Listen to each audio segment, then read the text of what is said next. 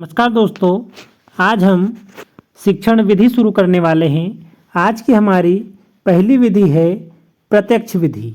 दोस्तों, प्रत्यक्ष विधि को अंग्रेजी में डायरेक्ट मेथड भी कहते हैं। प्रत्यक्ष का अर्थ है नेत्रों के सामने।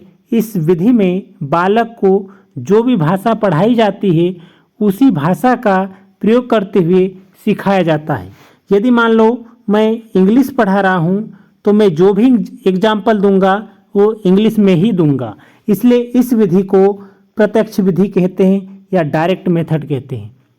दोस्तों, इस विधि में शिक्षक सिखाए जाने वाली भाषा में वाक्यों के द्वारा वार्तालाप करता है तथा बालक उसी भाषा में गतिविधियां करते हुए अंग्रेजी भाषा सीखने के लिए अंग्रेजी तथा संस्कृत सीखने के लिए संस्कृत तथा हिंदी भाषा सीखने के लिए हिंदी का प्रयोग किया जाता है। जैसे मान लो मैं हिंदी में संधि पढ़ा रहा हूँ तो मैं हिंदी में संधि शब्द का ही प्रयोग करते हुए कोई भी प्रकरण समझाऊंगा। यदि मैं इंग्लिश में नाउन पढ़ा रहा हूँ तो इंग्लिश में नाउन का प्रयोग करते हुए ही समझाऊंगा।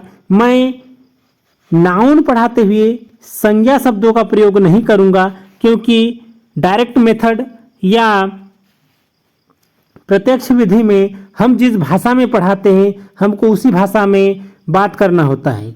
इस विधि में बालक किसी भी मातृभाषा या दूसरी भाषा का प्रयोग नहीं करता। ये एमपी टेट वर्ग 2 में 2018 और 2023 में पूछा गया क्वेश्चन है कि किस विधि में मातृभाषा का प्रयोग निषेध है, तो वो है डायरेक्ट मेथड। कौन सी मेथड? डायरेक्ट मेथड, प्रत्यक्ष विधि। आइए देखते हैं प्रत्यक्ष विधि को समान विधि, सरल विधि, निषेध विधि, प्राकृतिक विधि भी कहा गया है। दोस्तों, प्राकृतिक विधि 2018 और 2023 की पात्रता परीक्षा में ये प्रश्न आया था कि प्राकृतिक विधि किस विधि को कहा गया है, तो प्रत्यक्ष विधि को कहा गया है। कौन सी विधि को कहा गया है? प्रत्यक्ष विधि को कहा गया है। प्रत्यक्ष विधि से हमने 2 प्रश्न पढ़ लिए हैं। आप ये दोनों प्रश्नों को जरूर याद रखिए।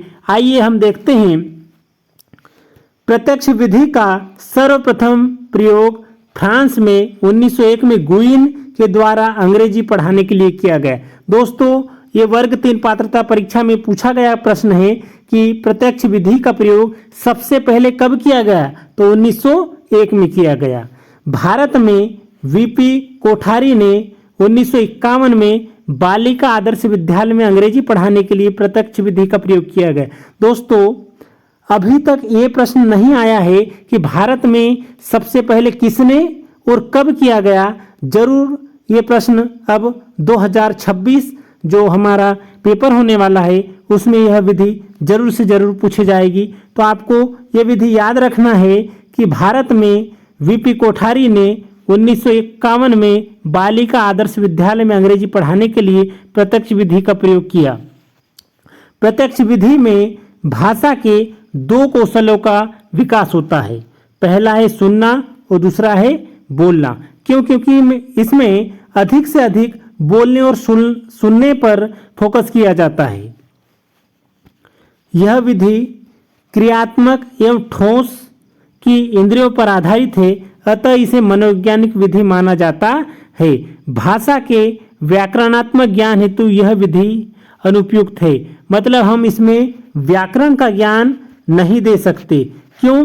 क्योंकि यह लिसनिंग और स्पीकिंग पर आधारित है, मतलब सुनना व बोलना कौशल पर आधारित है। इसमें व्याकरण का ज्ञान नहीं दे सकते। दोस्तों, यदि यह वीडियो आपको पसंद आया है तो जीजीसी क्लासेस को लाइक, शेयर और सब्सक्राइब जरूर करें।